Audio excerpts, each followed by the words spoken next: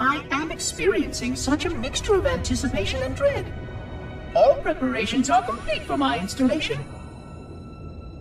In accordance with the final dictum of the Ecumene Council, I have released myself of all remaining connections to my former station.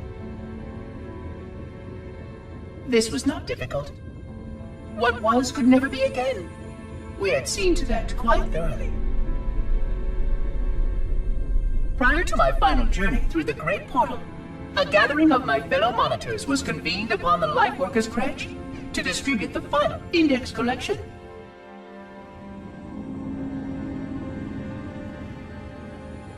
It was most unusual to have this vessel of rebirth play host to such an event.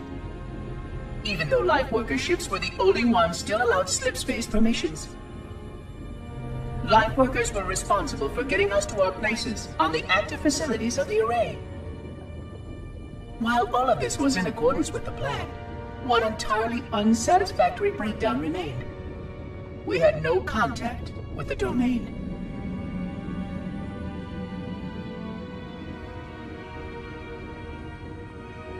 The history of all Forerunners was now lost to us.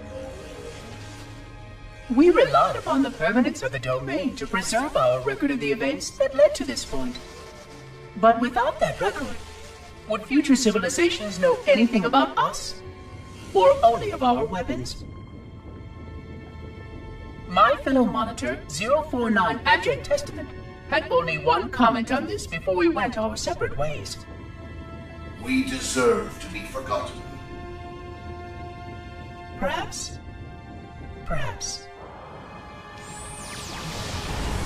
But now, the portal opens, and through it, the familiar shape awaits. Halo. Home.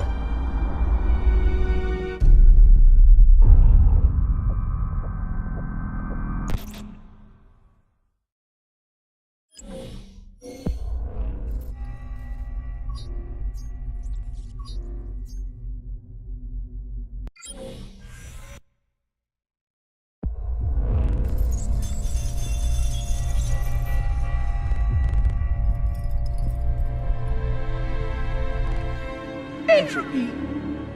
It has now been 3,000 years since my last contact with any of the other caretakers of the Halo Array.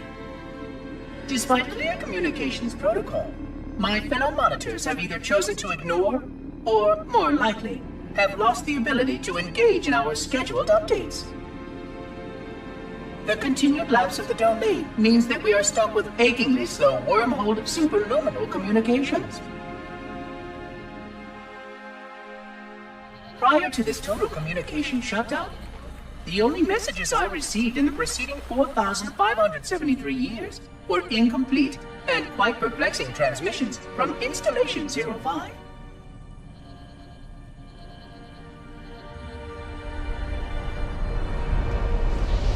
I suspected that Monitor 2401 Penitent Tangent was not functioning correctly for some time before his messages ceased. I have logged my concerns about his ability to perform his duties. At this point, however, I'm not sure who I file logs for.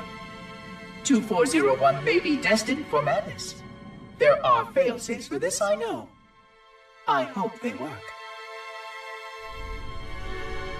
I will continue to visit the projection systems at the assigned dates. Perhaps the other monitors are dealing with interfering galactic phenomena or unexpected system failures. 3,000 years of system failures. Indeed. In the meantime, I have exhausted all scheduled research activities assigned by the Council. Once those experiments were complete, I shut down all Sentinel function and put myself into a state of significant hibernation to measure performance of the installation with negligible upkeep.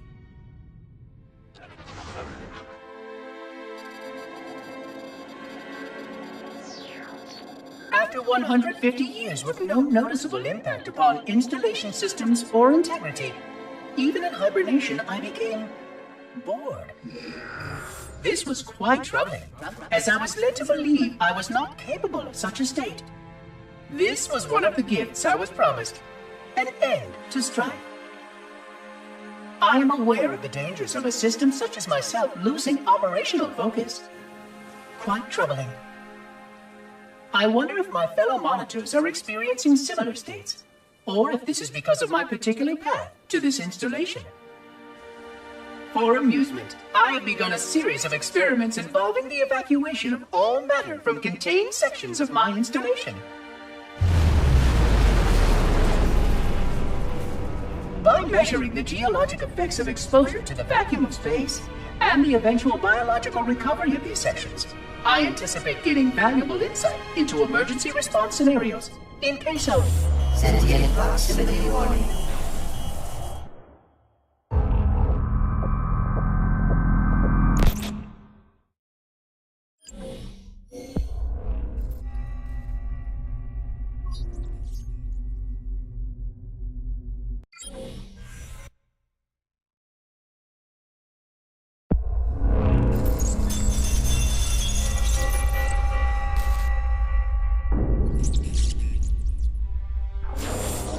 It has been 26 hours since the sentients landed in Sector 1215, and so far, they have not attempted to exit the remains of their vessel.